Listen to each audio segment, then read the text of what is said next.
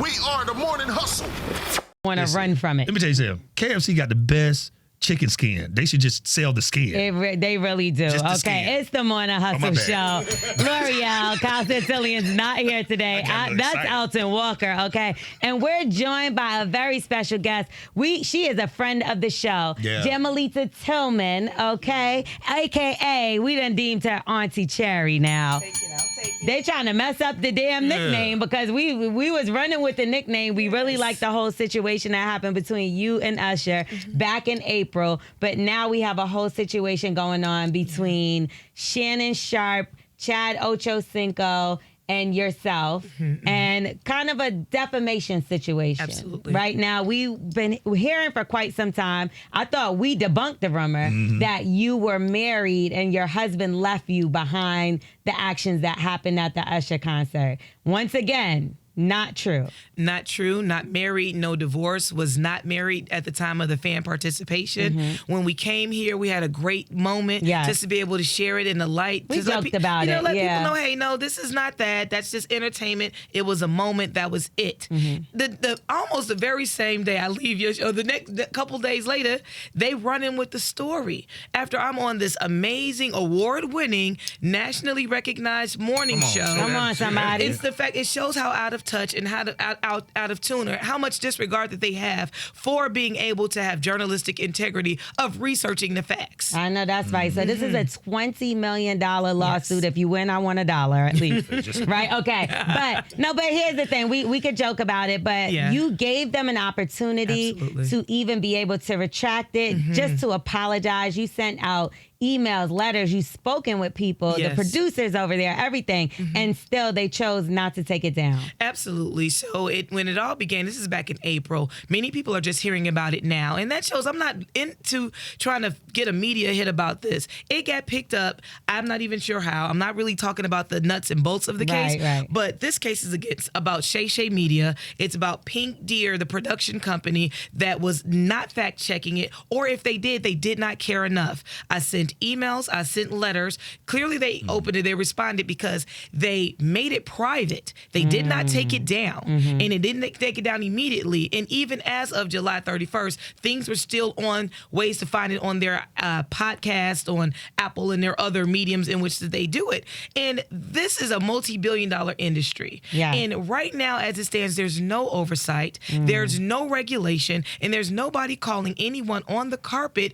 when they're earning tens of millions of dollars for clicks, likes, and follows and through advertisers. They don't have the overhead that you guys have here. They can have two men, a microphone, and a producer that's supposed to fact check, and they're not doing right by that. And as a private citizen, my rights were encroached upon. This is wrong. And something needs to happen about this. And I said, you know what? I'm going to see you in court since they did not want to do the right thing. Going back to school, this is back to school week for some people, and you have the top homeschooling system, right? Absolutely. Now, how did that play a part in what's going on right now in your $20 million lawsuit against Chad Ochocinco and Club Shay Shay? Well, one, in homeschooling and being one of the top homeschool moms in the country, one of the things I'm teaching parents, be it a single mom, single dad, families in general, that you don't have to have a whole lot in order to make this happen. And a part of it is because I was a single mom, I was able to homeschool my daughter from when she was a baby all the way to her getting her doctorate at 17 years old. And that's a part of what I train the parents on.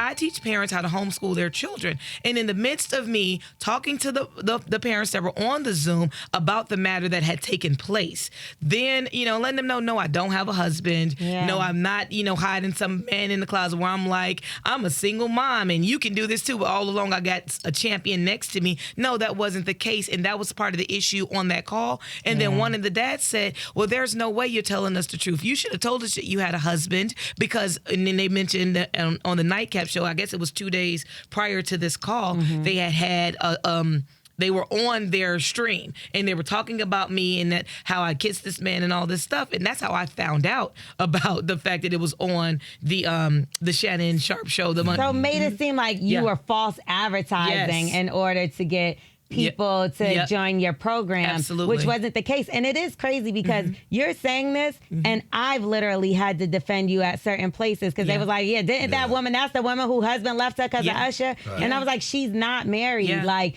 and so I can understand how that could be difficult for you. Furthermore, Shannon Sharpe didn't like the narrative that was out there about him sleeping with teenagers, right? Yeah. So when you think about being careful about using your words, you would think that he would be one of those people, correct? Absolutely. And I'm a private citizen. And in the rules, when it comes to that, me as a private citizen, you better fact check and double check what you're saying and what you're doing because it's wrong. I'm not a public figure. I've done a lot of amazing things within my community, within the homeschool community, and within art and culture. And every time I enter a meeting for funding, for programming and activations and things, it comes up. I'm tired of being the punchline when it comes to that aspect of, I'm like, well, I'm not married. Well, you're not married now. It's like, no, I wasn't. Yeah. And the fact that they, across their platform, they have 20 million plus viewers, okay, across their platforms when you look at them combined. And this is not about the individual men. Their media company is an award-winning, multi-million-dollar funded institution. This is literally David and Goliath right now. Because when people are thinking about it, they're looking at it as Jimalita versus this man. Yeah. This is not that. He's a major corporation. Pink Deer, which is ran by Christian Deer, is a major corporation that specializes and has been specially trained. This man had media training. Yeah. He is a journalist. Wins all these awards. He knows better. And within the integrity, you should check where's your source. Yeah. You should be able to double check what you're saying. And the way they kept my image up and the way they kept it going in the chat and was going on and on, it was mortifying. It was terrible. And I feel like there needs to be oversight. There needs to be regulation. And I plan to do something about it. I'm taking this to Congress. This is not just stopping in the courtroom. And you know what? Some people are saying that potentially because he gave a payout to the OnlyFans girl. They're saying rumored $23 million. She was able to retire from OnlyFans. Some people are saying, well, that's why this woman is now coming trying to get $20 million. I thought the same way before I knew it was you. When I just read the headline, I'm like, oh, here's somebody else going after a black man. Yeah. You know, it's interesting because the headline caught, again, this goes where the regulation and oversight needs to go, because the headline initially ran not by credible journalists. Let's just go there with it. It ran by people that wanted to get the click, the link, and the buzz. The clickbait. The clickbait. That's exactly how it started. My case actually hit the courtroom in April. It hit in April. That's when I first originally filed, and this has been going on. And they had all this time to say, hey, let's come to the table. Let's figure out how to retract this. They ignored it. It was not a priority. It was not important. My integrity was not important to them. This is not about a fan participation moment. This is about protecting all private citizens from people who have a bully pulpit, a cyberbullying pulpit that's funded by the tunes of tens of millions of dollars. Not only do they get money from advertisers, but they get money from monetizing click and bait and then licensing and resharing these shows. And that is why Chairman Guthrie, who was in charge of the House Committee on Energy and Commerce, and the other 54 members of that committee will be meeting with me this week so that we can put forth a hearing so that there can be legislation in place to be able to hold them accountable. I know that's right. And you know what's sad about this? This all could have been fixed by them retracting their statement. That's what I was going to ask simply too. Taking down, because we've had situations before where artists have gotten upset about a question or something, and because we respect the relationship, we remove it or we take it down. But you also have oversight. Let's just be real. There are rules that are in place to ensure that you protect the journalistic integrity of what you do. Oh yeah, we get in trouble if we say something that ain't right. Okay, and fines and all that. And that's why it needs to be clear. This is just not about just an I'm sorry. They don't even have a policy. This particular entity, this institution of Shay Shay Media, does not have a policy in place about false information,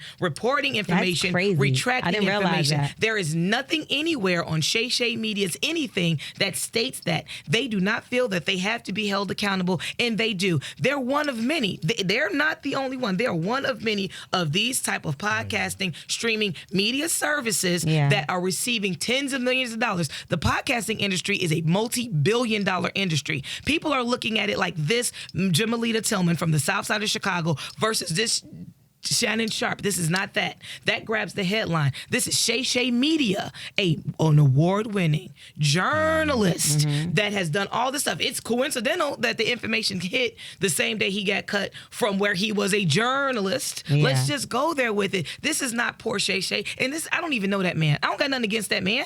But at the end of the day, I will protect my name. I had a plan upon finishing my retirement to go ahead and launch micro schools and do more things within the homeschool community nationally. Now that I'm done with Dr. Tillman and now that I'm done with some of the parents in my smaller community, I wanted to be able to provide that opportunity nationally. Over the past 90 days, I have been mortified with having to deal with one-on-ones with moms and having to address and calm their ills of no, that's not the case. This is not true. This is who I am. Because it calls in question, are you lying then? Are you lying now? Was you married? Are you not married? Is it, it's that whole thing. And I don't like the way that makes me feel. That's the personal aspect of it. But professionally, I think that it takes a lot of courage to do this. I'm speaking up for those that cannot speak up, because at the end of the day, this does happen to people a lot, but there's no recourse for them. There's no oversight, there's no regulation, and there's no fines or fees. And there needs to be the same way that it would be in traditional journalism. The integrity must be there. The rules must change. Right now, podcasters, streaming services, and media services are self-governing, and it's the wild, wild west. This is not an indictment on free speech, because this is not that. This is about the integrity of journalism, fact-checking it, and getting the story right, retracting it when it's wrong. Sounds like you may be changing the podcast industry if this does go down. Yes, ma'am. And I still want some of the money, though, because you hold something. But you let me hold a little something. But okay. it's important to do it the right way. Yeah. This is a referendum on journalism right now. So but before you asked for the money, you did ask them to take it down. Yeah, I said, hey, can you please take this down? I saw the I would letter. like for you to issue an sure. apology. Okay. I would like for you to retract the statement. You have over 15 million people that heard you say this. The chat was going on and popping. Okay. The other thing about it is, people like smaller level platforms or other platforms were citing him as the journalistic news source where it came from. Yeah, that's the problem. And when I say that spread even more. And so them making it private, if that person still had it, they were still, going about, well, yeah, no, it's her. She's like tearing me down. And the thing about it is, I have the courage to stand up in this, what I'm calling a Job moment, honestly. I have the courage to stand up and say, no, this ain't right. Yeah. No, this is not what we're about to do. I'm not about to let them trivialize any of this. I'm talking about any of the people, anybody, trivialize this, make it about whatever he was just going through legally anywhere else,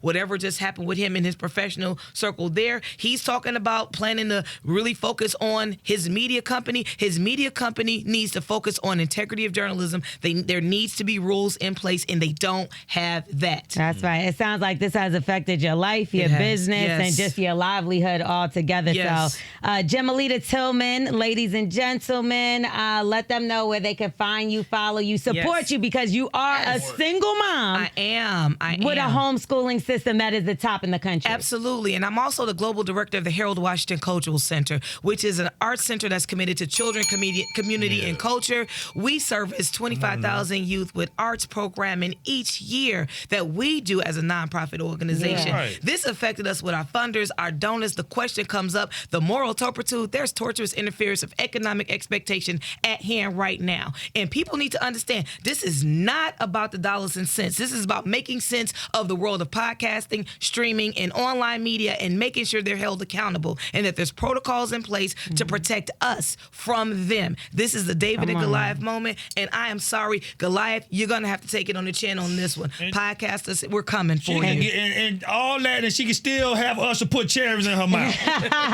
She can have fun. I know. Come on now. It's just a little fun. Okay. Absolutely. The joke is not on her. So make sure y'all definitely support her wherever you can. And know, again, her husband, which didn't exist. There's no husband. There did was not no leave her. husband. It's Did not Usher. leave her. There is no husband. No. She's single and ready to mingle Come still. on. though. Look, I'm ready to mingle after we get past this I moment. know that's right. She ain't mingling right Ain't now. no damn husband. I ain't ain't mingling. Ain't no mingling. She Don't mean put that business. chair in my mouth No, this time. listen. Move that chair. Look what Usher did. All of this behind the cherry. No, this is not Usher.